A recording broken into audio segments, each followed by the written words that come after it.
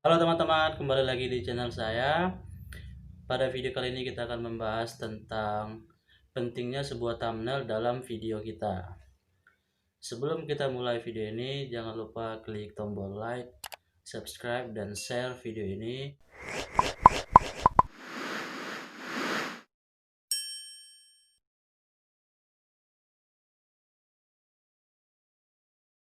Pada saat kita mengupload video, sebenarnya pihak YouTube sudah membuat beberapa opsi pilihan thumbnail secara otomatis melalui rendering video kita pada saat kita upload. Ketika kita upload, ada gambar-gambar dari potongan-potongan video kita yang dapat dijadikan thumbnail. Akan tetapi kekurangannya, thumbnail yang dipilih oleh pihak YouTube itu terkadang tidak sesuai dengan keinginan kita. Nah, di situ pihak YouTube membuka ruang terhadap setiap konten kreator untuk dapat membuat thumbnail mereka sendiri dan kemudian diupload di halaman thumbnail YouTube mereka. Nah, ada hal-hal yang perlu diperhatikan sebelum teman-teman membuat thumbnail custom sendiri. Di video ini kita akan bahas. Biasanya banyak YouTuber pemula yang menganggap thumbnail sebagai sesuatu yang kurang penting pada saat mengupload video. Termasuk juga saya dulu menganggap thumbnail tidak begitu penting. Ternyata sebenarnya thumbnail itu adalah salah satu bagian yang sangat penting ketika kita mengupload video ke YouTube. Karena semakin menarik thumbnail yang kita buat, maka kemungkinan penonton video kita menjadi lebih banyak itu juga semakin besar. Sebaliknya, jika thumbnail kita kurang menarik, maka kemungkinan penonton video kita banyak itu akan menjadi semakin kecil. Salah satu fungsi thumbnail yang paling penting yaitu untuk menarik jumlah penonton sebanyak-banyaknya. Pada intinya, thumbnail video kita berperan sangat penting dalam membantu penonton untuk mendapatkan gambaran dari isi keseluruhan video kita. Dengan thumbnail dan layar sekecil itu, kita harus berpikir sekreatif mungkin untuk membuat sebuah gambar yang mendeskripsikan isi dari keseluruhan video kita. Sehingga dengan itu, ketika penonton melihat thumbnail kita, maka penonton akan dapat memutuskan apakah mereka akan lanjut untuk menonton video kita sampai selesai atau bahkan sebaliknya. Penonton dengan melihat thumbnail kita tidak tertarik dengan video kita dan tidak akan menonton video kita. Sehingga kita harus membuat thumbnail yang ada di video kita semenarik mungkin agar penonton dapat memutuskan untuk menonton video kita hingga selesai. Thumbnail video yang baik adalah thumbnail yang harus dapat mempunyai pengaruh yang kuat hingga membuat penonton akan dapat mengetahui apa yang akan mereka dapatkan dari video yang kita upload hanya dengan melihat isi dari thumbnail yang kita buat. Karena di YouTube teman-teman juga tahu ada banyak video, bahkan mencapai ratusan ribu video yang tersedia di YouTube. Jadi penonton yang menggunakan YouTube akan sangat hati-hati memilih video agar waktu mereka tidak terbuang sia-sia. Dengan kita membuat thumbnail yang menarik, dapat membantu penonton untuk memilih video yang kita buat agar mereka tidak menghabiskan waktu yang sia-sia ketika menonton video kita hingga selesai. Meskipun tampilan thumbnail yang menarik sangat penting, tetapi ada hal yang lebih penting dari hal itu, yaitu tampilan thumbnail harus sesuai dengan isi dari video yang kita buat. Kita tidak boleh membuat thumbnail yang menarik akan tetapi melenceng dari isi video yang kita buat. Jika hal itu terjadi ketika thumbnail kita tidak sesuai dengan isi video kita, maka itu akan menjadi bumerang buat kita sendiri. Karena ketika tampilan thumbnailnya menarik tapi tidak sesuai dengan isi video, maka itu akan membuat penonton video kita akan merasa kecewa. Nah, ketika mereka kecewa dengan konten yang kita buat, maka mereka akan langsung menutup video kita. Bahkan mungkin tidak sampai 10 detik mereka sudah menutup video kita, dan hal itu sangat berakibat fatal. Hal itu akan membuat performa kita di YouTube semakin menurun hingga dapat mengakibatkan pencarian channel kita di YouTube atau pencarian konten kita di YouTube tidak dapat lagi ditemukan oleh orang lain karena performa yang buruk. Nah, meskipun pihak YouTube memberi kebebasan kepada setiap konten kreator untuk membuat sendiri thumbnail kostum mereka, tapi ada beberapa hal yang menjadi batasan bagi setiap konten kreator dalam membuat thumbnail custom. Thumbnail custom tidak boleh melanggar beberapa hal yang sudah ditentukan oleh pihak YouTube. Kalau sampai dilanggar, maka thumbnail itu akan berakibat dihapus, dicabut, atau kita mendapat teguran via akun Gmail kita dari pihak YouTube. Nah, beberapa batasan yang saya maksud adalah thumbnail tidak boleh mengandung unsur-unsur seperti unsur kekerasan, unsur ujaran kebencian, dan juga unsur kekerasan, pelecehan seksual, dan beberapa unsur serupa yang merugikan orang lain atau penonton lain di YouTube.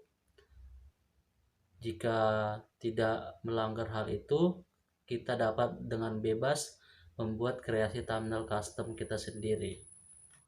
Barangkali teman-teman YouTuber pemula ada yang belum bisa membuat thumbnail custom sendiri. Di video ini saya juga akan membuat tutorial untuk membuat thumbnail custom sederhana menggunakan aplikasi tambahan di luar aplikasi YouTube. Semoga cara ini dapat membantu teman-teman untuk belajar berkreasi membuat thumbnail sederhana tapi menarik. Aplikasi yang saya gunakan di sini adalah Pixel Lab. Buat teman-teman yang belum punya aplikasinya, bisa di-download di App Store secara gratis. Langsung saja dibuka kalau sudah ada, dan atur size thumbnailnya menjadi 16:9. Di sini saya gunakan color background warna pink. Untuk memperolehnya teman-teman bisa searching di Google Chrome aja atau situs internet lainnya, nggak apa-apa. Kemudian tambah teks saja sesuai dengan keinginan kita. Di sini saya ketik thumbnail, lalu saya okekan.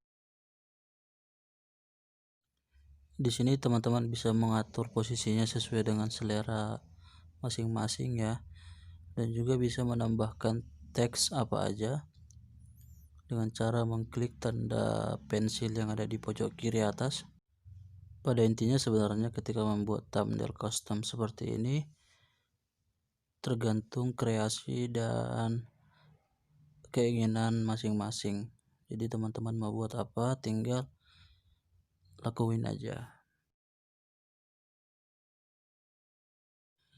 Jika teks sudah selesai diketik, maka tinggal atur-atur posisinya aja, mau ditaruh di mana, diletakkan di mana. Terus atur size dari tulisannya.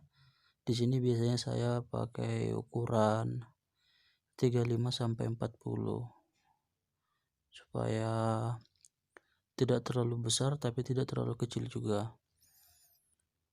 Lalu kita bisa pilih fontnya. Biasanya saya pakai font Changfai, dan kemudian kita buat bold, dan teman-teman juga bisa aktifin stroke-nya ya. Pilih warna apa aja. Kalau di sini saya pilih warna hitam.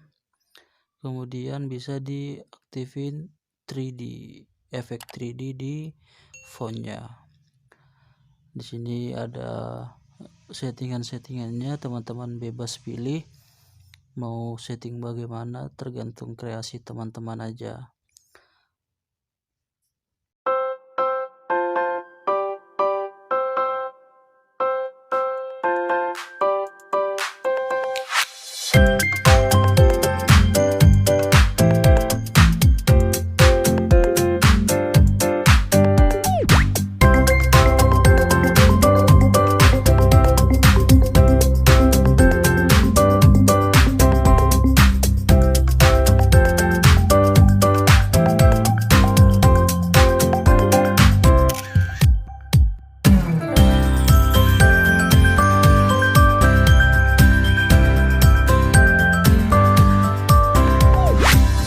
Oke, kemudian setelah teksnya selesai, kita dapat pilih gambar.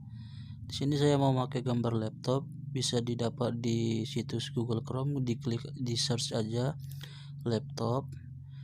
Terus kita atur posisi dan pilih erase color untuk menghapus background pada gambar agar bisa menjadi seperti ini. Lalu bisa diaktifin stroke-nya supaya bagian sisi dari laptopnya bisa berwarna. Kemudian bisa ditambahin gambar lagi. Caranya klik tanda plus yang ada di pojok kiri atas, lalu pilih aja gambar yang ingin dimasukin, bebas tergantung selera masing-masing. Di sini saya pakai gambar seperti ini, gambar laptop dan juga tulisan YouTube. Di sini saya mau nyocokin gambar YouTube-nya ke layar laptop sesuai ukuran layar laptop yang ada di gambar.